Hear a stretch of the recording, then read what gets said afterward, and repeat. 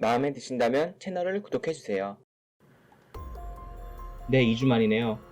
원래 매주 책을 한 권씩 읽고 올리기로 한 건데 저번 주에 연속으로 2권이나 책을 잘못 골라서 그냥 읽고 덮어뒀습니다. 제목만 읽고 개발서인 줄 알았더니 기획서더라고요. 온라인으로 빌리다 보니까 소제목을 써있는 걸 못 봤습니다. 요즘은 새로 나온 책만 읽고 있네요. 이번 책은 5월에 나온 린 모바일 앱 개발입니다. 이번엔 제대로 밑에 영어로 Run 모바일 앱 디벨롭먼트라고 써있는 걸 보고 골랐어요. 린 개발 방법론이 유행한 지 벌써 10년이 다 되어 가긴 하지만 요즘은 PC 앱을 안 만들어도 모바일 앱을 만드는 시대죠. 배달 매니저도 그렇고 카카오뱅크도 그렇고, 그래서 그냥 모바일에 애자일을 적용한 책이라고 생각하고 읽기로 했습니다. 그런데 첫 페이지를 펴자마자 충격을 받았습니다. 이 책은 영어로 써있는 것처럼 모바일 앱 개발을 배우는 책이 아니에요. 한국어로 되게 조그맣게 써있는 것처럼 모바일 앱 스타트업, 창업, 개발, 운영까지 다루는 책입니다. 굉장히 범위가 넓은 책이에요. 일단 저는 사업에 대해서 아무것도 모르기 때문에 이 책에 대한 평가는, 사업 얘기는 전부 빼고 평가합니다. 그러니까 제가 나쁘게 평가한 부분도 사업 입장에서 보면 좋은 내용일 수 있어요.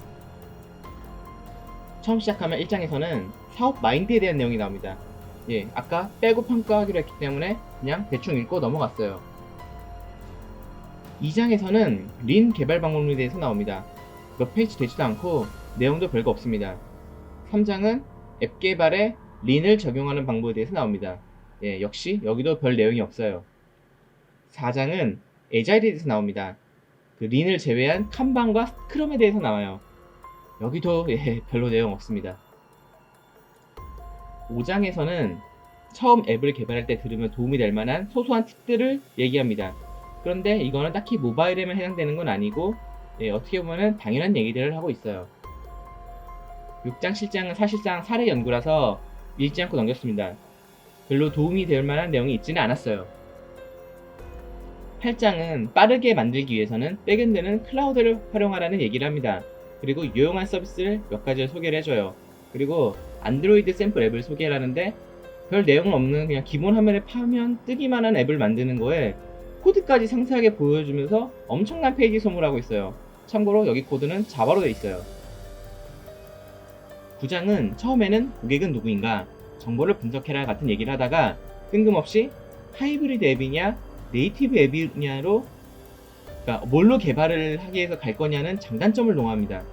근데 그게 당연한 고민 몇 개 늘어나고 있어요. 크래시 플랫폼으로 하나 만들어서 앱 개발 속도를 올리느냐, 아니면은 성능이나 정교한 컨트롤 위해서 네이티브로 만드느냐 하는 고민이요.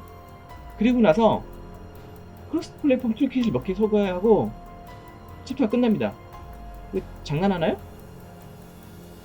10장은 외부 API 제공하는 거 잘 갖다 쓰라는 얘기입니다. 그리고 여기도 외부 연동하는 코드로 페이지 낭비를 하고 있어요. 내용하고 아무 관계도 없습니다. 여긴 또 아까와 다르게 스위프트 코드가 나옵니다. 11장은 사용자들을 어떻게 유료 사용자로 전환시킬 것이냐에 대해서 다룹니다. 여긴 좀 볼만해요. 어떤 기능을 제공하면 좋고 유저들을 어떻게 유도하는지, 어떤 UX를 제공해서 유저의 가입에 대한 부담을 낮출 것이냐에 대해서 이야기하고 있습니다. 뭐 요즘 스마트폰 안 쓰는 사람이 없으니까 개발을 한 사람이라면 다들 알만한 내용이긴 하지만 한 번 더 짚고 넘어간다고 생각하면 나쁘지 않아요. 그런데 여기서도 또 의미 없는 코드를 왕창 넣어서 페이지를 낭비하고 있습니다. 이번 코드는 코틀린으로 되어 있어요. 12장은 뭐 반복 주기를 단축하는 얘기인데 별 내용 없습니다. 13, 14장은 테스트 얘기를 합니다. 뭐 다른 부분은 별 의미 없고, 일부 사용자에게만 수정된 앱을 공개해서 변화를 측정하는 방식을 얘기하고 있습니다. 페이스북이나 카카오, MS, 구글 같은 대형 기업들이 이 방식을 되게 자주 쓴다고 들었는데, 이 테스트 방식을 분할 테스트로 한다는 건 저는 처음 알았네요. 15장은 리텐션 향상 얘기를 합니다. 뭐 내용만 보면은 그냥 푸시 날리란 얘기고요. 푸시 날리는 샘플 코드에 페이지를 엄청나게 낭비하고 있습니다. 심지어 이번에는 자바 코드와 스위프트 코드 양쪽을 다 보여주는 기행을 펼치고 있어요. 16장은 백엔드 오토 스케일링 하는 얘기입니다. 이걸로 설명 끝이에요. 17장은 유료로 만들 거냐 무료로 만들 거냐 같은 얘기를 하고 있습니다. 뭐 아시는 분은 아시겠지만 서비스 유료로 만들려면 거의 다 망하죠. 광고 넣거나 부분 유료화로 만들어야 합니다. 현실적으로. 개인이나 소규모 개발팀 정도면은 모르겠는데 유료 앱은 사업이 유지될 정도의 수익이 안 나오죠. 아, 게임은 좀 빼고요. 근데 저도 게임 만들고 있지만 게임은 서비스업도 아니고 소프트웨어업도 아니에요. 엔터테인먼트 사업이지. 그리고 또 결제 시스템에 대한 예제가 나옵니다.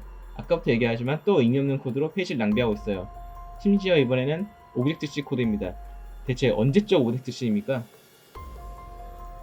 18장은 지속적 배포네요. 일반적으로 CI라고 하는 그 부분입니다. 팀시트를 이용하여 그래드를 빌드하는 방법을 보여줍니다. 그 외엔 내용이 없어요. 19장은 사업 얘기, 20장은 사례 연구로 마무리를 합니다.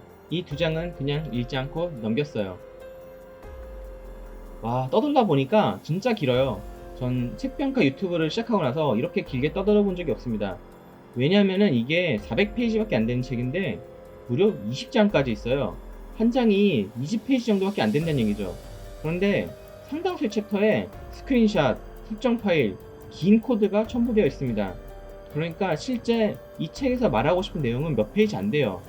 그냥 구글에서 남이 블로그에 놓은 거 짜집게 놓은 수준입니다. 5명이나 되는 저자가 만들어서 그런지 통일성도 없습니다. 당장 코드만 해도 그 저자들이 자기가 좋아하는 거 넣은 건지 5가지 패턴을 보여줘요. 자바, 스위프트, 코틀린, 오브젝트-C, 그리고 자바랑 스위프트 둘 다 써온 거. 아, 통일성이라고 할 만이 딱 하나 있네요. 어떤 코드도 전혀 도움이 안 되지 않는 코드라는 겁니다. 에자일하고도 별 관계 없고요. 전 이걸 책이라고 부르고 싶지 않네요. 처음에는 창업, 개발, 운영까지 다룬다고 했는데 어느 것 하나 제대로 하지 못하는 놈입니다. 그나마 좋은 점을 하나 꼽자면은 번역 상태가 꽤 좋다는 점이에요. 번역이 좋아서 내용이 안 좋은 게 더 티가 나는 게 문제지만요.